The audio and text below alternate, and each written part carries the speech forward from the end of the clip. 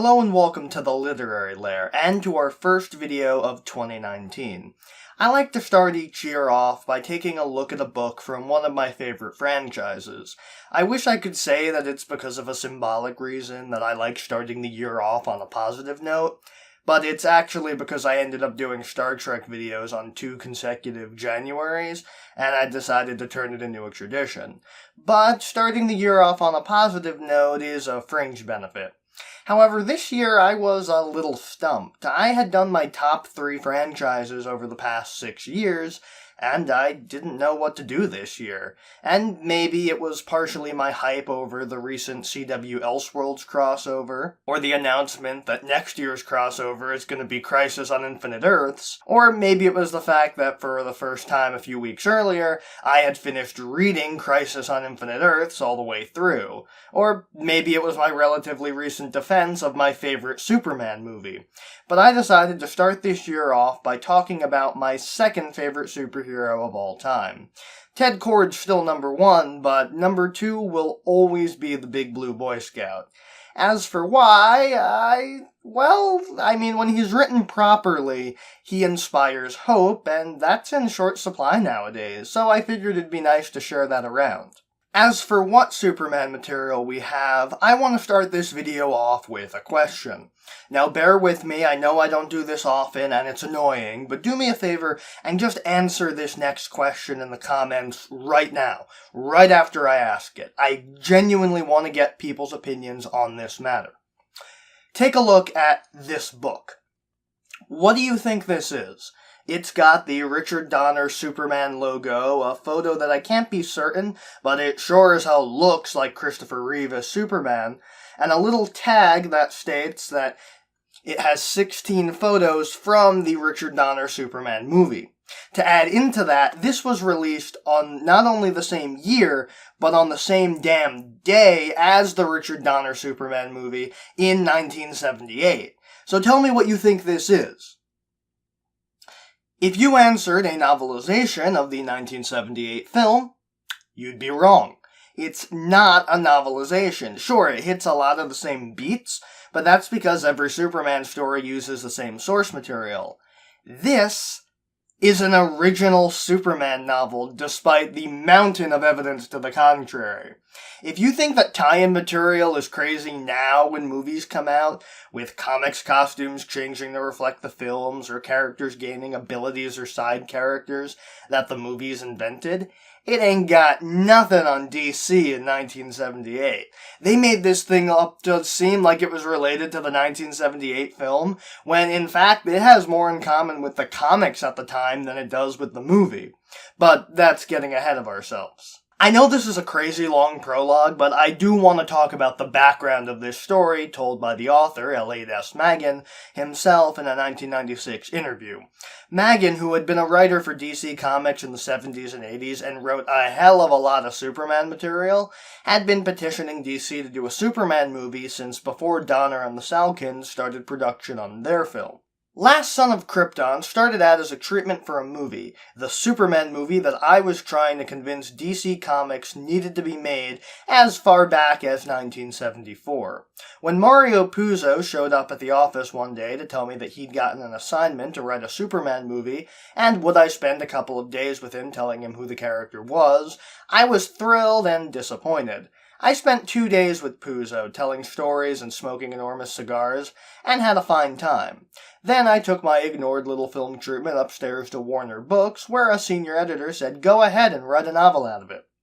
I did, and through a series of unlikely events, the novel was published the same day as the movie was released, and became a bestseller. He then goes on to say that Alexander Salkind, the producer of the 1978 Superman movie, called the president of DC Comics because he wanted to sue Maggin for allegedly copying his film.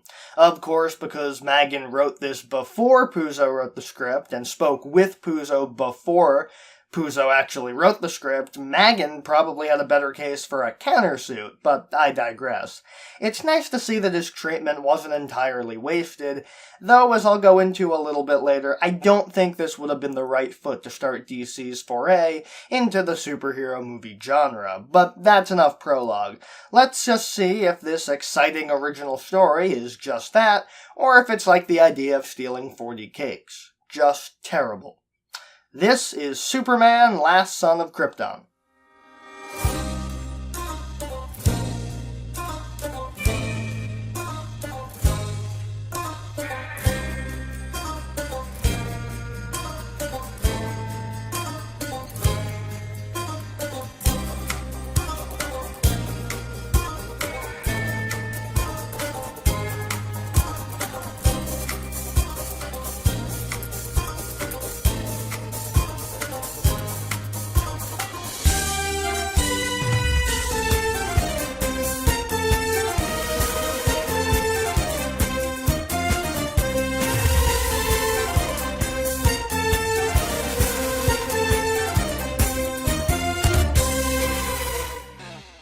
The cover is, well, like I said before, it's just a picture of Christopher Reeve's Superman pointing at the sky while standing on a rooftop in Metropolis with the Richard Donner logo, and it proclaims that it's the exciting original story of Superman. Pretty simple, and while I dislike the white space, it's not the worst cover ever. Certainly better than a lot of comic book covers I've seen, and apart from all the tie-in stuff that makes this out to be something it's not, it's very dynamic.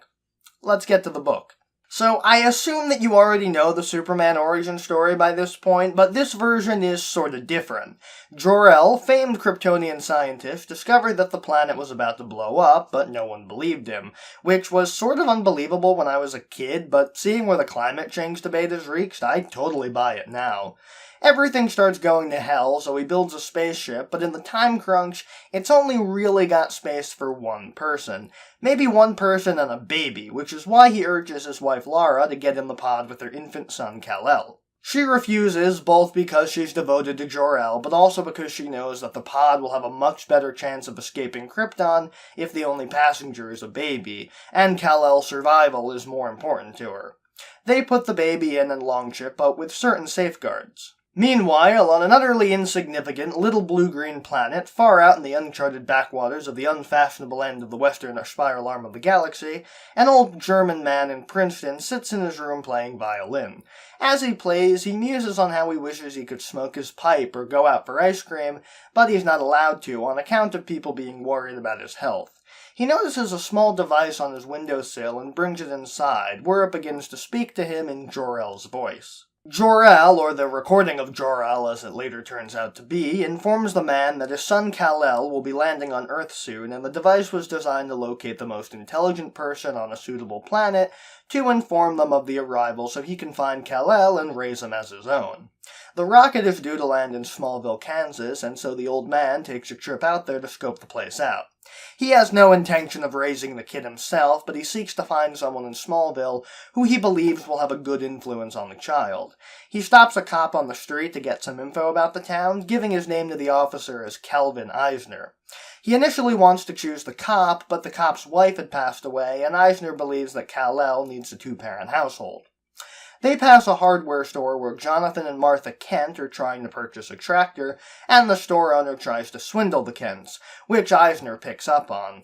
The cop remarks that it's because of Jonathan's good nature that people try to take advantage of him, and Eisner goes up to the Kents, telling him that he has a tractor and it's a much better deal than the hardware store. He agrees to meet the Kents in a very specific location at a specific time, which impresses the cop, and he asks to know what the deal is, and Eisner takes off his hat, and the policeman recognizes him. Eisner goes to get a loan for a tractor from the local bank, and arranges with his bank back east to pay back the loan, getting the Federal Reserve to authorize it, meaning that this dude is pretty damn important. The Kents go to pick up the tractor and find it, but when they arrive, a rocket crash lands to Earth, and inside is a baby. As soon as they get the baby out of the rocket, it starts to make strange sounds, and just as quickly as it landed, it vaporizes itself, leaving no trace behind. The old man goes home satisfied, and in 1955 passes away and is mourned by the entire world. Several years after that, our main story begins with Clark Kent. So, in order to explain Superman's plot, I sort of have to explain where the comics were at the time, because if you only know Superman from his post-Crisis on Infinite Earth stuff, this is gonna make no sense. Honestly, if I hadn't read Whatever Happened to the Man of Tomorrow, I'd be as lost as you probably are.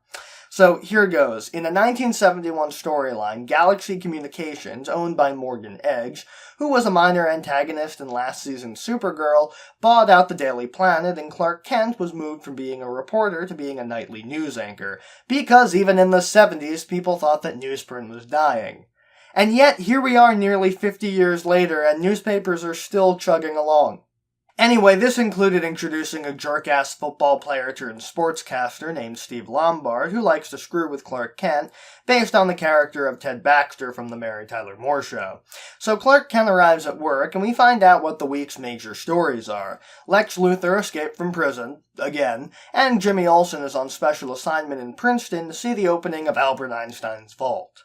How much do you want to bet that this is going to be Al Capone all over again, and it's going to be empty? During the day, some hang-gliding bank robbers attack Metropolis, and Clark rushes off to suit up because he can smell Luthor's hand in it. He stops the robbers, but it was all a distraction. Luthor's real target was Einstein's vault. Luthor attacks using hologram duplication technology so that no one can touch him as he steals the papers, while he stands disguised in a corner waiting for a handoff so he can leave unimpeded and returns to his secret safe house. Superman is annoyed that he fell for the trap, and Luthor seeks to decode the papers that have been written in some bizarre code that no one on Earth can decipher. The papers are eventually stolen from Luthor by Toby, an alien minstrel, and I mean minstrel in the sense of a medieval singer, sort of like a bard, not that it's an alien running around in blackface, from the planet Auric, who had previously shown up in Action Comics number 420 and manipulated reality like a certain fifth-dimensional imp so that he could write a new song about Superman saving Earth before Superman sent him packing back to Auric. Toby plans on giving the Einstein papers to a being known only as the Master. Not that one. Not that one either. Wow, we call a lot of things the Master, don't we? Superman is contacted by Appa Aliapsa, or Old Timer, a disgraced former Guardian of the Universe, the Guardians being those little blue guys who run the Green Lantern Corps, and he tells Superman that it's vitally important that the Master be stopped and the papers retrieved.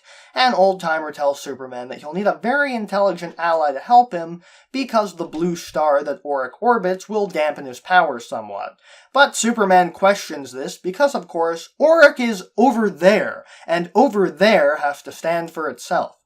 Nah, I kid. This Superman doesn't have all that angst yet, so he's perfectly willing to fly to another planet to fight baddies. Superman naturally chooses Lex Luthor, and the two of them rush off to Auric to find the papers, where Luthor characteristically betrays Superman and joins forces with the Master. Curse your sudden but inevitable betrayal! So Superman has to not only escape Auric with dampened powers, but also find a way to handle both Luthor and the Master so he can save the universe. Superman, after being captured, is kept locked up and sedated, and Luthor does scientific work for the Master, until he starts to suspect a bigger picture and plans to nab the Einstein document back and get the heck out of Dodge. Superman, while unconscious, dreams of not only Eisner, but also Jor-El, who tells him of his destiny and how if he chooses to die, the prophecy will be fulfilled.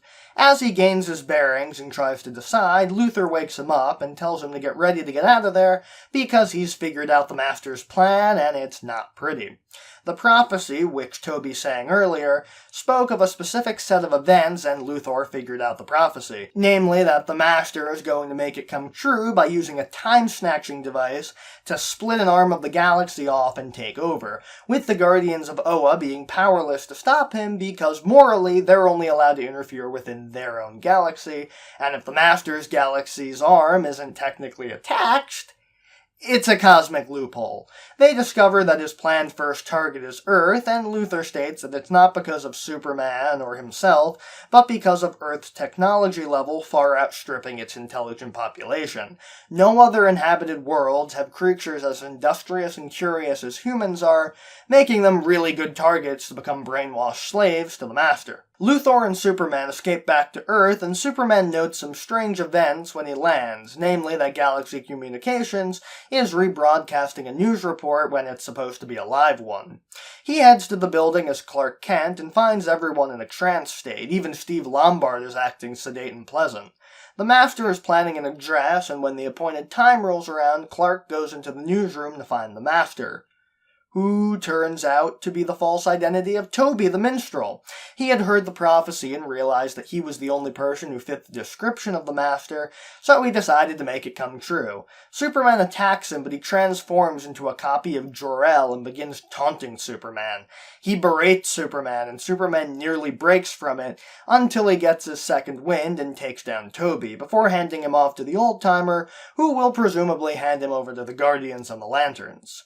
Luthor finally makes it back to Earth, having taken a ship on his own, and Luthor tells Superman that he's off to enjoy his presidential pardon, as Superman remembers the Einstein papers that they left behind on Auric.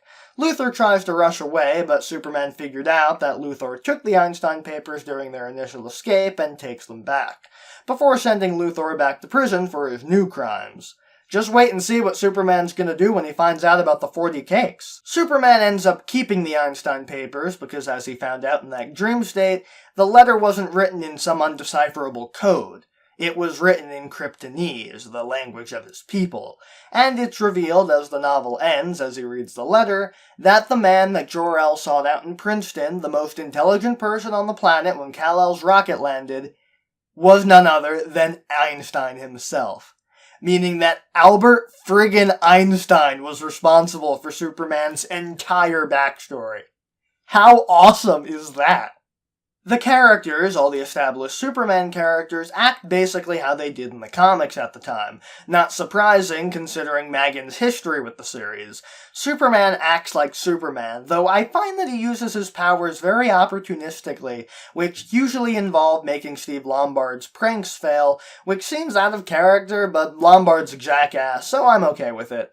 It also has a small bit that I really like, in that it tells of what Superman does in between meeting with Old-Timer and getting Luthor his presidential pardon, namely that he goes around doing small deeds, saving people around the world, like the newsroom scene from Superman Returns that I absolutely adored.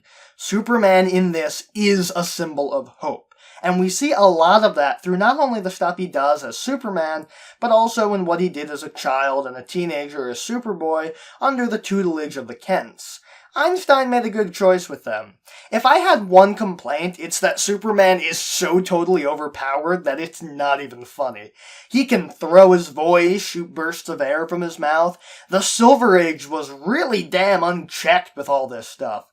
Makes me laugh because I've criticized those Fleischer cartoons because their Superman got his ass kicked because he couldn't actually fly. If this is what happens when Superman is unchecked, I can't believe that Lex Luthor ever got out of prison in the first place. Lois Lane has a much smaller part than I expected her to have. She does get a chapter where she does some intrepid reporting and gets saved by Superman and has a nice interview with a sociologist about the ramifications of superheroes on Earth's development, namely how people no longer fear because they know that Superman will save them, but other than that, she's not really present. This is primarily about Superman and Luthor, based on how through the backstory, we get details about their past together. But of course, this is definitely pre-Crisis Silver Age stuff, especially with how ludicrously Lex acts. Having a secret lair camouflaged in a regular building, stealing Einstein's papers using hologram technology, and that's not even going into what they state he built as a teenager in Smallville. He stole a horse! There's something endearing about it being that backstory. I've been saying for years that I wanted the campy superheroes back, and this book gave me a glimpse into what a movie like that would have been like if we got the cake-stealing, power-suit-wearing Lex. As much as I really do like Gene Hackman's Lex Luthor or the Lex of the DC animated universe, this Lex Luthor was very entertaining, and it makes me want to explore the older comics more than I already have. The interactions between Superman and Lex are good too, with some good bantering, and it's funny to see Lex and him interacting like old school chums, because in effect they are, even if Luthor doesn't realize it. The new characters like Toby, I say new in the sense that I didn't know about him before, and it was surprising to find out that he was the Master, considering that he was sort of portrayed as this bumbling moron who was a good lackey but not much else. I definitely didn't expect the twist, but I think it was earned nonetheless. The stuff where he became Jor-El was gripping, and it was a good moment for both him and Superman. And the minor characters, yes, even Steve Lombard are good too, and serve to flesh out the world. Sure, I'd have preferred Perry White to Morgan Eggs, but I did like how we got a real glimpse into the daily life of Clark Kent and all the people that involves. There's a lot of backstory and backtracking into that backstory. We get entire chapters that fill in the backstory of Luthor and Superman, featuring Clark's history, Superboy, and his teenage friendship with Lex Luthor that resulted in Luthor losing his hair, what happened to the Kents, namely that they both died before Clark even left Smallville, and that's why he left, which makes it sort of muddled. For a 238-page book, that's a lot of time spent on history unrelated to the main plot. Plus, having the Galaxy communication stuff already in place also makes it a bit muddled as well, because that's another backstory that needs establishment, especially when you consider that this was intended to be separate from the movie, because if you came off the street and picked this up only knowing the basics about Superman, it would be very jarring. For a modern viewer and a casual fan when it came out. For a book, it's fine, but if this was supposed to have been the Superman movie, I think it's very top-heavy. Like, Donner was right to start at the beginning and go forward from there.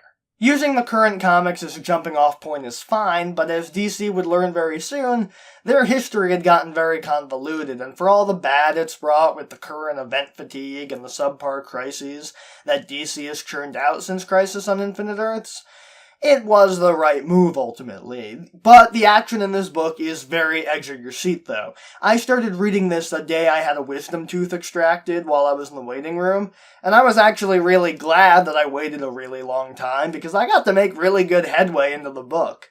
I also think that Magan has a good balance between the heroics and the Clark Kent stuff, only having them intersect when necessary, but we don't spend too much time doing either thing, and I don't think that a page is ever wasted on unnecessary exposition or dialogue.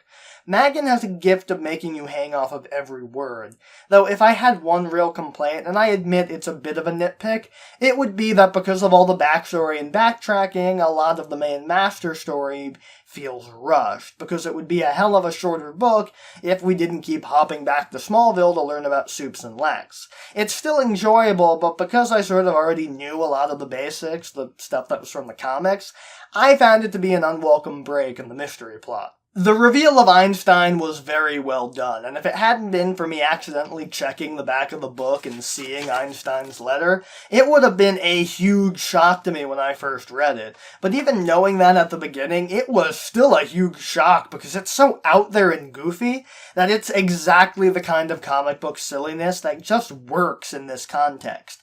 The book is phenomenal. It's top-heavy, sure, but Magan has a good handle on the characters, and I think that some elements are done better than the Donner film, namely getting more backstory on Krypton and being faithful to the comics. Maybe a tad too faithful, but I still enjoyed it. I like the lighter tone, and even when it's being serious and grim with Superman coming to grips with his father's doppelganger, it still manages to be fun. I thoroughly enjoyed this book, and I think I might even say that it's my favorite Superman material that I've ever read. The stuff between Superman and Lex is fun, and the mystery is intriguing, the twists are shocking and earned, and I highly recommend this if you like goofier superhero stories, and want to experience a weird era of Superman history. If you're looking for angst and grim grit, you're barking up the wrong tree. Magan knows how to be serious, but he also recognizes that superhero stories can have levity, and balances it perfectly. I think it's a must-read for any Superman fan, and even more so if you enjoy the pre-Crisis version of the character. It's not a novelization of the 1978 Superman film, but it is still a great Superman story that I think was a really good way to ring in 2019. I actually know that there's a sequel to this, and I'm really looking forward to reading it.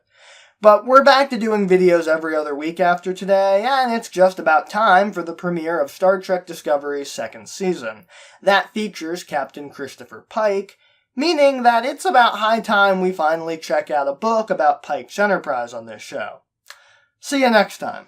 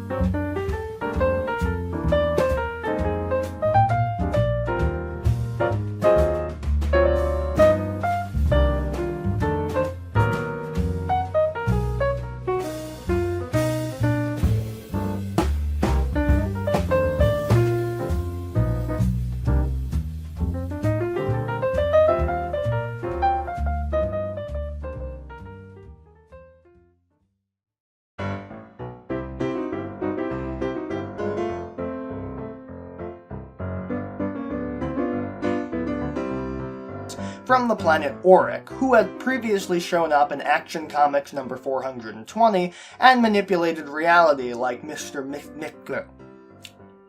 Who had previously shown up in Action Comics number 420 and manipulated reality like a certain 7th dimensional imp so that he could write a new song about Superman saving Earth before is it 9th dimension? Where is Mr. Mixius Spitlick. I think I can say it.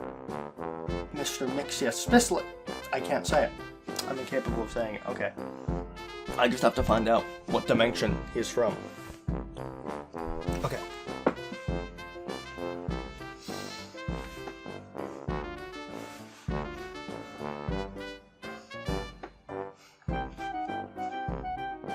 Not that it's an alien running around in blackface. Superman is contacted by Appa Aliapsa,